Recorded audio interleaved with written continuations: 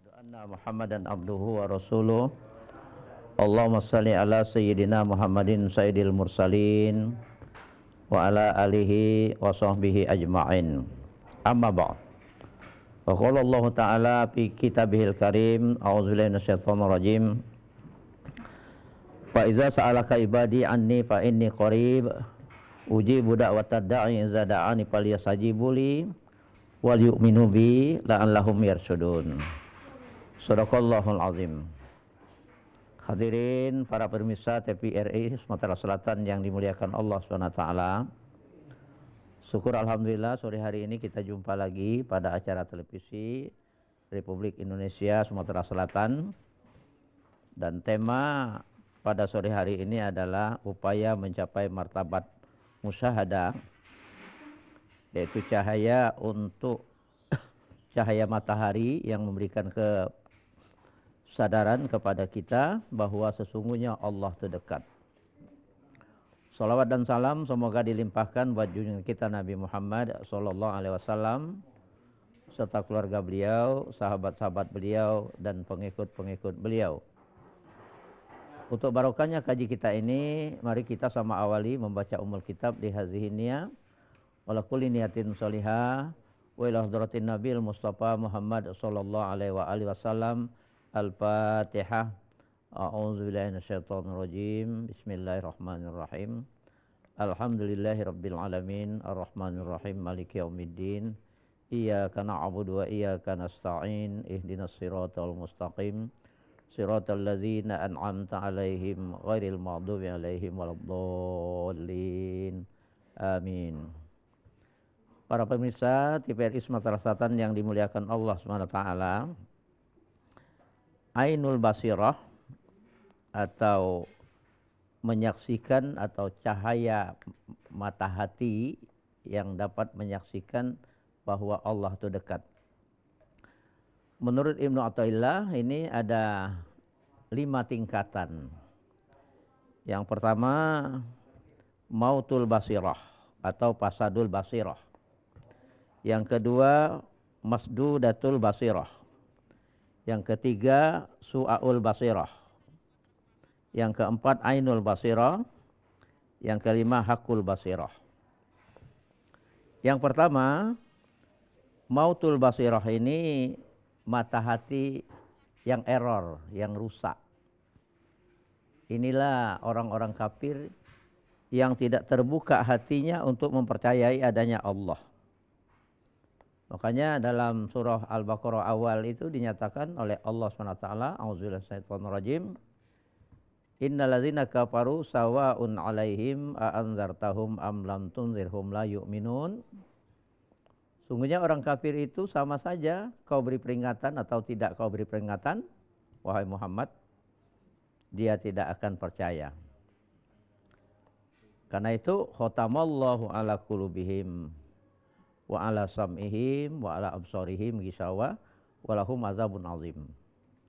Jadi Allah menutup hati mereka itu.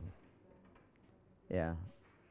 Kemudian absarihim penglihatan, dan karena itu mereka tidak beriman kepada Allah Subhanahu wa taala. Inilah mautul basirah. Mata hati yang rusak, matahari yang ditutup oleh Allah Subhanahu wa taala. Dan dia tidak melihat kebenaran dan tidak menerima kebenaran. Yang kedua, masdudatul basirah. Masdudatul basirah ini dia orang muslim, orang yang beriman, tapi mata hatinya masih tertutup. Karena apa? Karena dia tidak memiliki ilmu.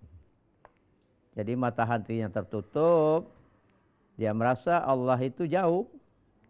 Makanya dia melakukan maksiat hanya malu kepada manusia sesama. Tidak malu kepada Allah Subhanahu wa taala. Nah, ini masdudatul basirah. Yang begini ini menurut Rasulullah SAW kelak dia diperlihatkan dulu kepada surga.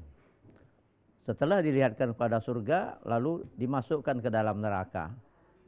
Sehingga mereka ini bergumam, ya Allah, kalau seandainya tidak engkau lihatkan terlebih dahulu kami kepada surga yang enak seperti itu, kami tidak begitu berkecil hati. Apa jawab Allah? Itulah balasannya, karena kamu dulu ketika di dunia melakukan maksiat itu hanya malu kepada manusia, tidak malu kepada Allah Subhanahu wa taala. Nah, ini yang tingkatan masdudatul basirah. Yang ketiga, su'aul basirah. Ini sudah sedikit terbuka. Ini kalau dalam istilah ilmu tasawuf, thariqah, mereka ini salik. Sudah meniti jalan untuk menuju keridhaan Allah Subhanahu wa taala dengan bimbingan mursyid. Maka sudah sedikit terbuka mata hati mereka ini dan sudah ada cahaya hati. Dan mereka meyakini bahwa Allah itu dekat. Karena tadi itu Allah menyatakan, fa iza salaka ibadi anni fa inni qarib. Apabila ada hamba yang bernanyakan tentang aku, wahai Muhammad, katakanlah, inni qarib. Aku itu dekat, kata Allah SWT. Lalu juga Allah menyatakan, wa huwa ma'akum aina ma kuntum. Dan Allah itu beserta kamu di mana saja kamu berada. Kemudian dinyatakan Allah juga, wallahu sahidu ala ma taf'alun. Allah menyaksikan apa yang kamu lakukan, apa yang kamu perbuat. Lalu dinyatakan juga oleh Allah SWT, wa nahnu aqrabu ilaihi min hablil warid. Dan kami dekat kepada mereka itu, lebih dekat kepada mereka itu dari urat leher mereka. Jadi atas dasar ini salik ini sudah memiliki ilmu yakin. Ilmu yakin ini diperoleh dengan belajar ilmu. Seperti pada pertemuan yang lalu sudah kita jelaskan ya, bahwa menurut para ulama, ilmu-ilmu yang fardu ain dipelajari oleh seorang muslim ini adalah ilmu tauhid, ilmu syariat yang bersumber kepada Al-Quran dan As-Sunnah, dan sudah dibakukan ke dalam ilmu fikih. Karena ilmu fikih itu al-ilmu bil ahkami syar'iyati al-amaliyati al-muqtasabu min adillatihat tafsiliyah. Ilmu tentang syariat Islam yang amalia, pengambilannya dari dalil-dalil yang rinci, dalil dari Al-Quran dan As-Sunnah. Dan ilmu yang wajib dipelajari ilmu fikih ini adalah ilmu toharoh, ilmu sholat, ilmu puasa, fikih zakat, fikih haji. Yang lain-lain banyak cabang fikih ini itu fardu kifayah. Karena itu apresiasi Allah Subhanahu wa taala kepada orang yang menuntut ilmu ini tinggi sekali pada orang yang berilmu. Dari Abu Hurairah radhiyallahu anan Nabi sallallahu alaihi wasallam annahu qol, dari Abu Hurairah radhiyallahu an ini bahwa sesungguhnya Nabi Muhammad sallallahu alaihi wasallam bersabda, man salaka tariqan ilal ilmi salakallahu tariqan ilal jannah. Siapa yang membimbing menuju jalan ilmu, maka Allah membimbingnya menuju jalan ke surga. Ada ini baru ilmu yakin ya dari pernyataan Rasulullah sallallahu alaihi wasallam. Tapi ada ainul yakin yang membuat orang menjadi hakul yakin, bahwa Syekh Hisham Al-Burhani di Damaskus menjelaskan bahwa di Damaskus itu ada pekuburan para wali-wali Allah yang namanya Darda.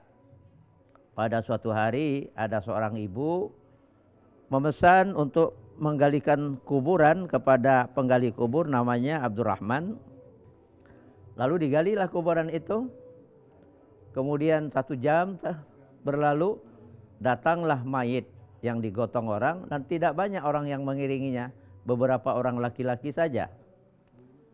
Lalu begitu dimasukkan ke dalam kuburan, maka penggali kubur Abdurrahman itu melihat taman surga dan ada 2 malaikat yang mengambil jenazah itu, dibawanya oleh malaikat-malaikat itu. Dan karena melihat keanehan yang terjadi, taman surga yang disaksikannya, Abdurrahman penggali kubur ini pingsan. Setelah sadar, ditanya oleh orang-orang yang mengiringi jenazah tadi itu, kenapa engkau pingsan? Saya melihat taman surga dan jenazah tadi diambil oleh 2 malaikat.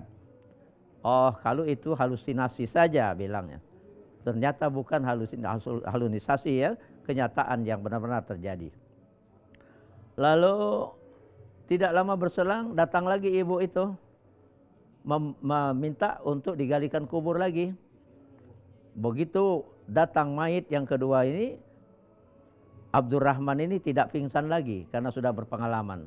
Dilihatnya taman surga terbentang luas, kemudian jenazah itu diambil oleh 2 malaikat.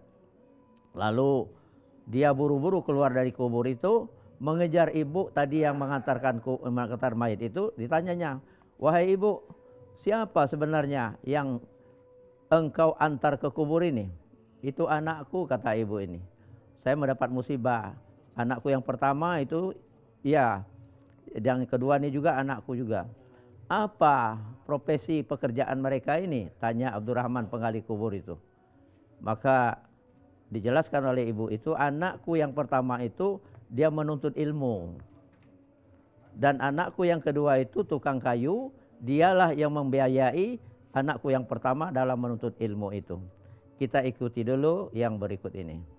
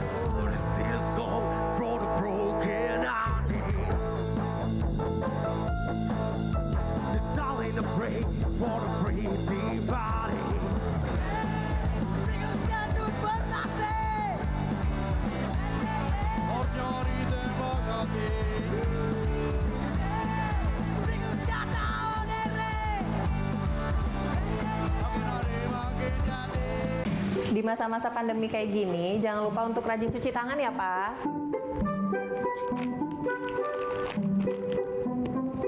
Pak, hand sanitizer kita habis loh. Nanti jangan lupa beli ya. Tenang, Ma. Papa masih punya satu lagi kok.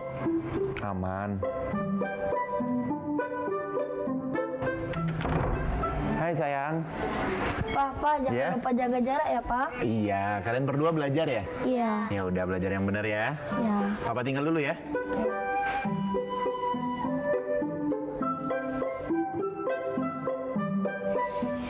Tuh kan, Pak. Anaknya udah ingetin jaga jarak, maskernya juga jangan lupa dipakai dong. Makasih ya, Ma. Maskerku, maskermu melindungi kita. Ma, Pak, dengan menjaga jarak kita tetap bersatu. Sekarang siapa yang mau pakai hand sanitizer? COVID-19 dapat dicegah dengan 3M, memakai masker, mencuci tangan, dan menjaga jarak. Halo semuanya, aku Modi, maskot TV Digital Indonesia. Aku akan membantu semua orang menuju migrasi TV digital. Di mana? Di siarandigital.id dan call center 159. Ayo semuanya, dukung migrasi TV digital. Bersih gambarnya, jernih suaranya, dan canggih teknologinya.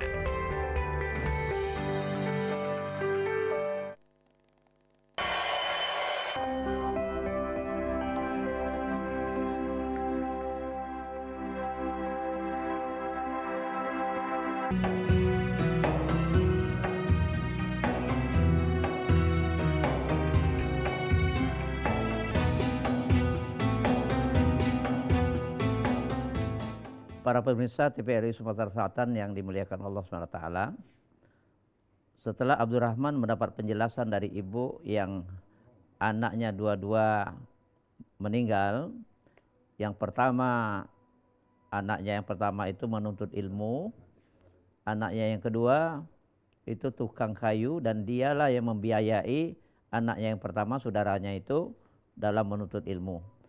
Kedua-duanya ternyata balasan dari Allah SWT.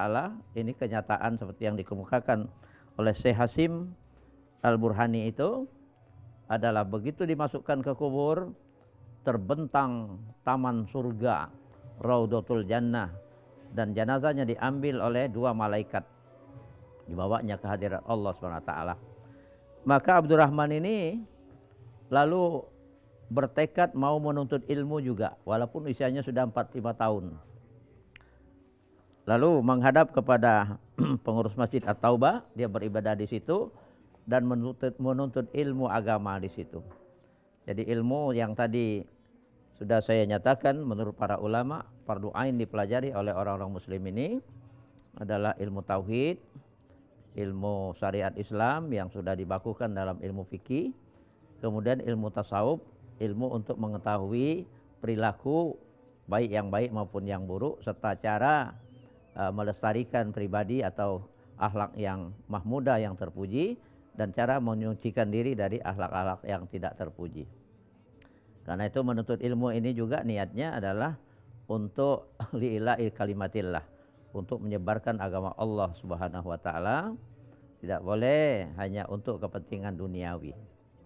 Karena itu ilmu ini sangat penting dipelajari, dan memang dinyatakan bahwa orang yang beramal tanpa ilmu, amalnya itu ditolak, tidak diterima oleh Allah Subhanahu wa taala. Tetapi juga sebaliknya, pertanggungjawaban ilmu ini sangat besar ya. Kalau ilmu yang tidak diamalkan seperti pohon kayu yang tidak berbuah. Dan tingkatan manusia ini memang ada 4 tingkatan ya. Menurut Imam Syafi'i itu ada rajulun yadri wa yadri annahu yadri. Orang yang tahu dan dia tahu bahwa dia itu tahu. Inilah ulama. Ulama yang memiliki ilmu pengetahuan agama maupun umum, dan dia menuntun umat. Kepada ulama ini belajarlah, kata Imam Syafi'i. Itu ulama yang baik. Yang kedua, rajulun yadri wala yadri annahu yadri. Seorang yang berilmu tapi dia tidak sadar akan ilmunya ini. Nah, tidak sadar di sini bisa saja dengan ilmu yang dia miliki digunakannya untuk berbuat sesuatu yang tidak dibenarkan oleh Allah SWT. Semata-mata untuk memanfaatkan ilmu, untuk memeras orang dan sebagainya. Nah, ini yang begini ini ingatkan, kata Imam Syafi'i.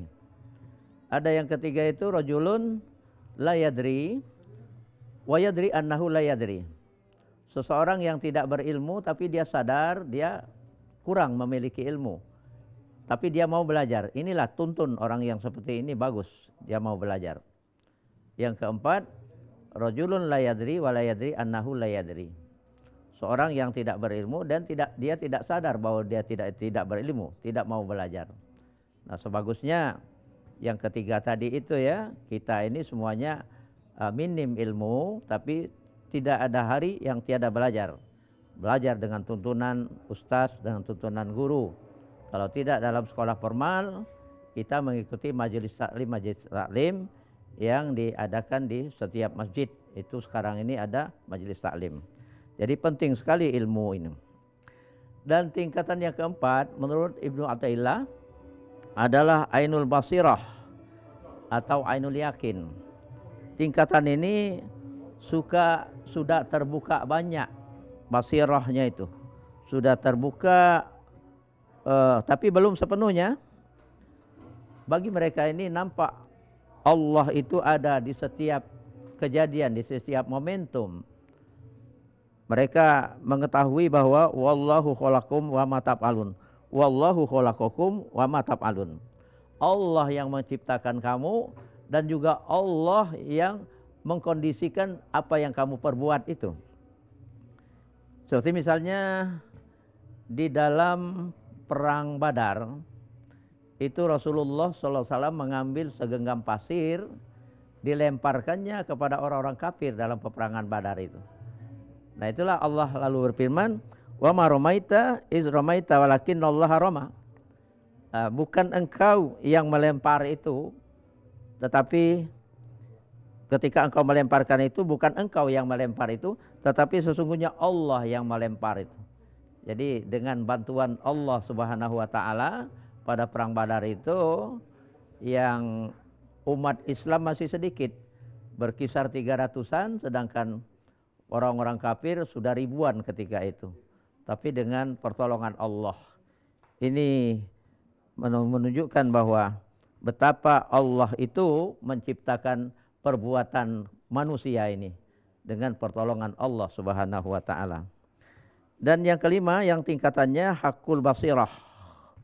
Sudah terbuka seluruhnya ini hakul basirah ini. Ini sudah makam para nabi-nabi dan rasul dan makam waliullah. Jadi waliullah itu orang yang begitu dekat dengan Allah Subhanahu wa taala.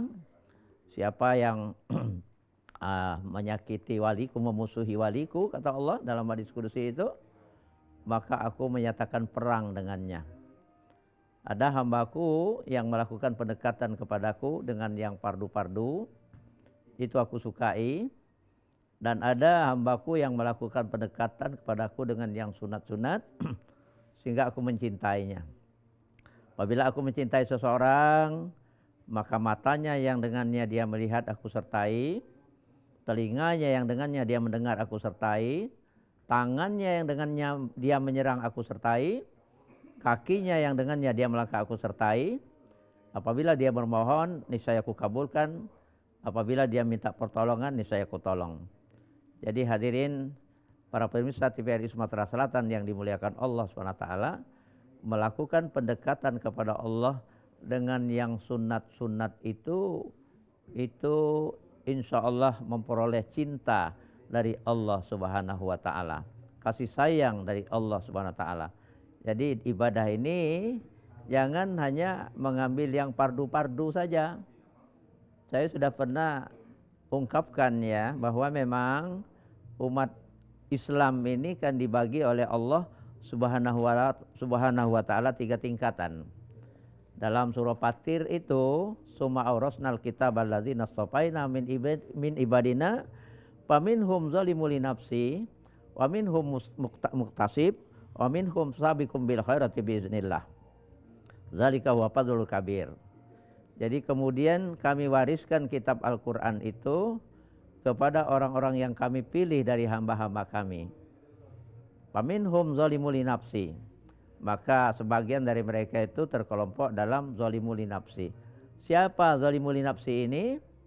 Dalam tafsir Al-Marawi itu dijelaskan mereka yang dalam ibadahnya hanya melakukan yang pardu-pardu saja.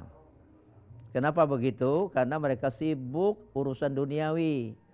Orientasi kehidupan mereka itu allazi ya'budullah halid dunia. Mementingkan sukses di dunia. Karena itu yang pardu-pardu ini saja tidak begitu sempurna dia lakukan. Dan kelompok ini menurut tafsir Al-Marawi itu masih banyak melakukan maksiat, pelanggaran-pelanggaran aturan-aturan Allah. Karena untuk kepentingan duniawi tadi. Nah, dalam merespon inilah Rasulullah menyatakan bahwa kelompok ini kelak hisabnya berat dan belum langsung masuk surga, disiksa dulu di neraka. Ini saya jalan juga dengan penjelasan Jibril alaihissalam ketika bertamu kepada Rasulullah SAW, tapi performanya tidak seperti biasanya. Sehingga Nabi Muhammad SAW bertanya kepada Jibril alaihissalam, wahai Jibril, kenapa kehadiranmu kali ini tidak seperti biasanya? Apa jawab Jibril alaihissalam? Wahai Muhammad, tidak pantas yang mengetahui betapa dahsyatnya siksa api neraka itu bergembira. Kedatanganku kali ini berbarengan dengan perintah Allah menyulut api neraka. Disulut 1000 tahun sehingga menjadi merah. Disulut 1000 tahun lagi sehingga menjadi putih. Disulut 1000 tahun lagi menjadi hitam dan terus dinyalakan tidak henti-hentinya. Apabila bocor selubang jarum saja ke muka bumi ini, hancur lebur 7 lapis bumi ini. Begitu dahsyatnya. Makanya penampilan Jibril alaihissalam pada kedatangan yang ditanyakan oleh Nabi Muhammad tadi, itu tidak begitu gembira. Lalu Jibril alaihissalam menjelaskan neraka itu ada 7 tingkatan. Tingkatan yang paling bawah di nomor 1 itu, pintu nomor 1 itu orang-orang kafir, kemudian Fir'aun, ya, kemudian yang lantai 2, tingkat 2, tingkat 3, 4, pintu kelima, pintu keenam, dijelaskan semuanya oleh Jibril alaihissalam, penghuninya. Tapi yang ketujuh, Jibril alaihissalam diam. Sehingga Rasulullah SAW bertanya, wahai Jibril, kenapa yang ketujuh tidak engkau sebutkan? Apa itu untuk umatku? Iya, kata Jibril, untuk umatmu yang berdosa besar mati sebelum bertaubat. Inilah kelompok zalimul nafsi ini. Mendengar penjelasan Jibril alaihissalam itu, Rasulullah SAW pingsan. Lalu kepala Rasulullah ditaruh di pangkuan Jibril alaihissalam. Setelah sadar, Nabi Muhammad SAW menangis, Jibril pun ikut menangis. Terus menangis Rasulullah SAW sampai 3 hari 3 malam menangis di rumahnya. Ditemui oleh Abu Bakar As-Siddiq, ditemui oleh Umar ibn Khattab, tidak dibukainya pintu. Barulah setelah anak beliau, anak Rasulullah SAW, Fatimah, mengetuk pintu, dibukai pintunya, dilihat oleh Siti Fatimah, Rasulullah bengkak matanya karena menangis. Ditanya oleh Siti Fatimah, anak beliau, kenapa sampai begitu? Dijelaskan oleh Rasulullah SAW, kedatangan Jibril menjelaskan bahwa neraka yang tingkat ke-7 itu adalah dihuni oleh umat Nabi Muhammad SAW yang berdosa besar mati sebelum bertaubat. Tapi dijelaskan juga oleh Jibril alaihissalam, pada saatnya nanti Rasulullah SAW diizinkan oleh Allah SWT memberikan syafaat. Lalu Rasulullah SAW menemui malaikat Malik, dikeluarkanlah oleh malaikat Zabaniyah yang diperintahkan oleh malaikat Malik, dan disuruh mandi di sungai Nahrul Hayawan. Setelah mandi kembali suci bersih dan muda seperti anak muda yang cantik dan ganteng, berkisar 33 tahun usianya, tetapi di keningnya masih tertulis Al-Jahannamiyun, bekas penghuni neraka Jahannam. Para pemirsa TVRI Sumatera Selatan yang dimuliakan Allah SWT. Nah, yang kedua itu Muqtasid. Muqtasid ini umat Nabi Muhammad yang pertengahan. Mereka ini orientasi ibadahnya alazi ya'budullah halil akhirah. Sudah mementingkan kepentingan akhirat. Jadi mereka sudah mulai melakukan yang sunat-sunat. Karena yang sunat-sunat ini memang tadi itu ada hambaku yang melakukan pendekatan kepadaku dengan yang sunat-sunat sehingga aku mencintainya. Sebagai contoh misalnya sholat yang sunat, ya 2 rakaat dilakukan, 4 rakaat sebelum asar. Apa responnya? Rahimallahu abdan sholat arba'an qoblal asri. Allah memberikan rahmat kasih sayangnya kepada hambanya yang melakukan sholat 4 rakaat sebelum asar. Kita ikuti dulu yang berikut ini.